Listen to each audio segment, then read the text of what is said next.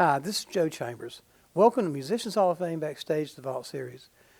Today's clip is the second part of an interview or a conversation I had with my good friend, record producer, songwriter Norro Wilson back in 2004 here in Nashville at my West End guitar shop.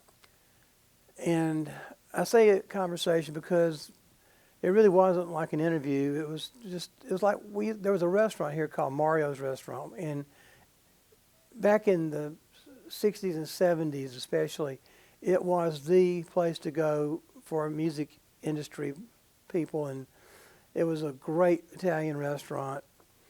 And my warm, fuzzy memories that I have the most of were probably sitting in Mario's Restaurant with people like Billy Sherrill and Al Gallico and Norro and Bobby Vinton even, and people that were just telling these stories, because that was part of the fun of being here, was hearing the great stories that Al Gallico brought him.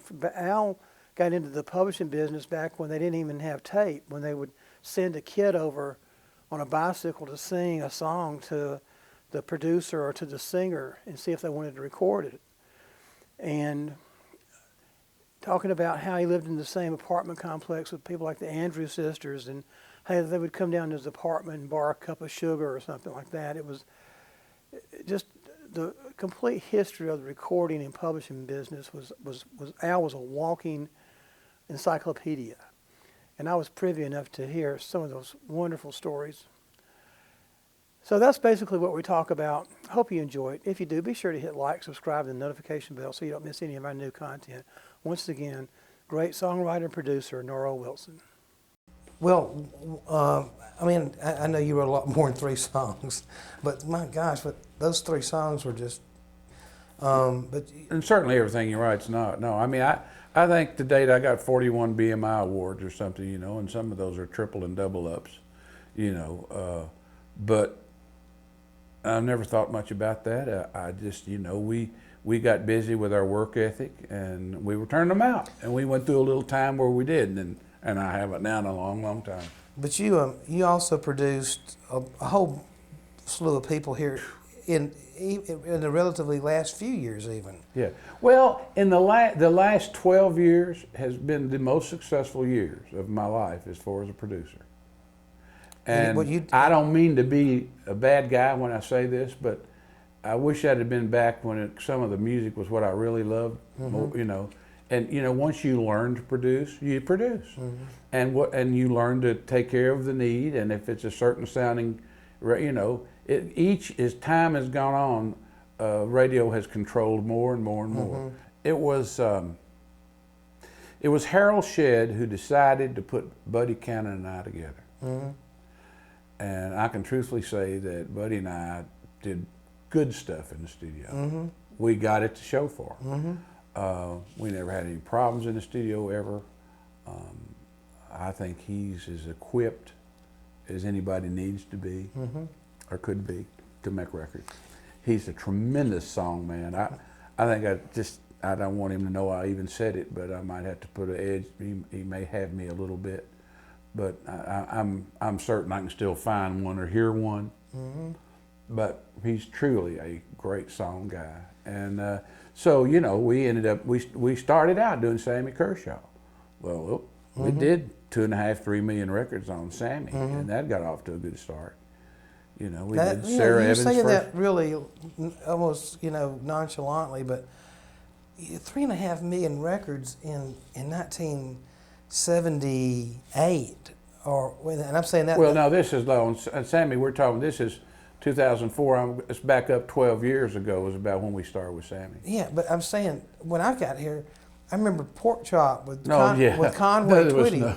He's like 50, some 50,000 records is a hit. Yeah, well, even Billy Sherrill and I have laughed and talked about that a little bit, talking about the numbers that pop up, that we had some big numbers, and I thank the good Lord, I'm still getting some royalties with Kenny, just the stuff we did. I've only been gone a year. And so I've been trying to stop and retire and be, and I've still got a little bit of action in the charts. It's going to go away pretty soon, though. Kershaw, and we did Sarah Evans, We got her off to a start. And of course Kenny, that's the number. That's Kenny the Chesney. Chesney. Kenny Chesney. That's the big one for us, for sure. We've done. Lorrie Morgan. Well, I did some sides on Lorrie, and Shania. well, I did her first demo, and that's an interesting story. I did her first demo, and I think we did it for $1,500, and I did an old song that I had done with Con Hunley called "You Lay a Whole Lot of Love on Me." And it's just one sleazy, slithering, funky song, that I just always loved. So I did that, and I did this little demo, and I played it. And Buddy and I had started to work on Sammy Kershaw, and as a result, I was just playing it to Buddy for FYI. I wasn't playing it to say, "Would you get this done?" at all. He's a pal. We worked together. I didn't know what was going, So he really liked it. And of course, it was hard not to like the way she looked. And so he took that to Harold. And Harold said, yay, and signed her right there. And I was privileged to work on her first album with Harold. We co-produced her first album. And then she got a better deal and found old Mutt, and away they go. The rest is history. Unbelievable. I reckon. Unbelievable. And boy, he's a talented guy, isn't he? Yeah, and understated. One of the nicest people I ever met. I remember when they made the first album, they invited me over to say hi and see everybody. And I heard that Boots song. I knew that was a smash. I told them, I said, I don't know what I know, but I know that's a monster song. That's going to be great.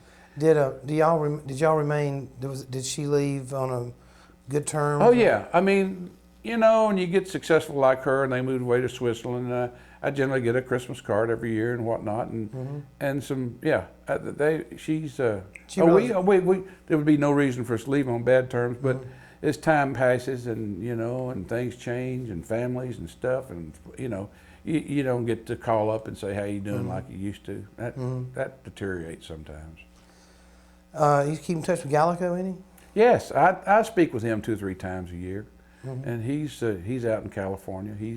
Billy said he's still getting Vegas and gambling. He does. He loves to shoot the dice. You know what he told me? He says, when you're leaning over the table, there ain't nothing else on your mind, man. No, listen, there's not, and I want to tell you something about that. Because we're sitting here interviewing for the archives.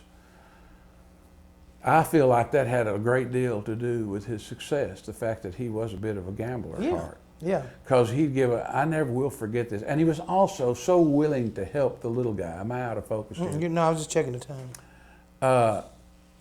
If you remember about him, and you got to know him well, he was willing to help the little guy. He didn't give a hoot for the uppity dude. That's just the guy he wouldn't help. The guy thought he was so cocky and so right and so everything. But the little underling dude, he'd break his rear end to help him. And I can't remember this group's name.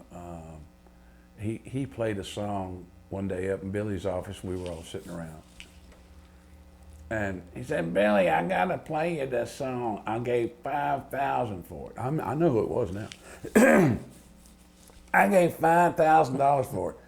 I want you to hear the song. So I'm sitting over here. I'm still working for him, I think, at the time. And it was a group called the Zombies.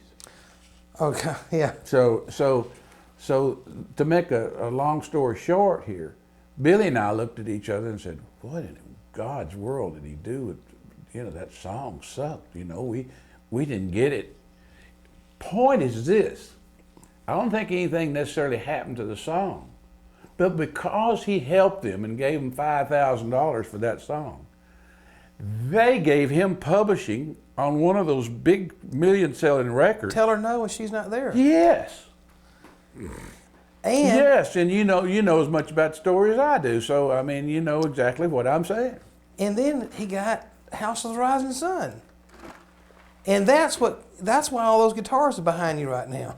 But that was what got me into this mess, and then for me to end up writing for Gallico, Gosh, you know, I I didn't really know, you know. That was it. That song, I had to learn that song, man. Well, that was part of it anyway. That was the first song I ever learned all the way through. But yeah, Gallico, man. Well, there's no more Gallicos, and stuff doesn't last forever, and you'd like for it to, but it doesn't. And you know, I think that all of us who came here, let's just say in the 60s, and got to go through the 60s, the 70s, and part of the 80s, are the luckiest people in the whole wide world. And our business is so big, so busy, that almost the fun about it is about to be gone. Instead of having total creative freedom, we're being nailed now by consultants who have one opinion that consults 1,200 stations, and they're supposed to know everything everybody wants to hear. That's the most absurd thing to me in the whole wide world. And back when things were smaller and we didn't have all this confusion, we did what came naturally in our writing and in our producing, and we didn't have little committees around telling you how was the intro too long and was that necessary to do that. I mean, we were just free, and making music should be free and should be a free thing. And making music with camaraderie and people in the studio and looking at one another and playing off the other person is so very important, and that's about to disappear. And with all the advances in electronics, and there's a lot of good ones. I mean, the public on a record, I don't have a clue. they don't know if it's, you know, digital or this or that. They know if a song moves them or not, and if the record moves them. And I think that right now we could go back to, if it hadn't been destroyed, we could go back to Studio B and cut incredibly any of the records, you know, could be cut in A or B today. Oh, absolutely. And, sure. And really B. And we spend money, you know, we spend double the amount of money you cut a record, you know. I mean, it's just an absolute fact. But you see, you have to do what you got to do to stay competitive, or they don't talk to you about it. I mean, you could go cut something that sounded just as good and spend $25,000 making the record, but if you told the label you spent $25,000, they'd have a fit because you didn't spend $200,000. Right. I mean, it's all. And let me say on the other side of that coin too, you could probably buy a little home recorder that was 8-track, and if you had it set up right, go cut a record, and nobody would know whether you cut it at this studio or that studio. If it was a hit record, I don't know that they'd care, you know. Do you think that's true? I do. I'll give you a good example of something. When Buddy and I were doing Sammy Kershaw, we re-recorded Third Rate Romance, Over at Rendezvous, which is one of my all-time favorite records ever. And Russell Smith is one of my all-time favorite singers. Good grief, he's so good. And what I realized, and what we realized when we did this, we went and got the old record to make it back. And there were all kind of thumps and thuds in that record. Right. But even our record didn't feel any better, maybe not as good as that record, and how they felt it and how they played it. And maybe there was a little clicker here, or maybe there was a little note, a little out over here. And it just goes to show you that, you know, it's, you know, I'm the stickler for the feeling. You know, once again, you can't get me here. You're not going to excite me too much.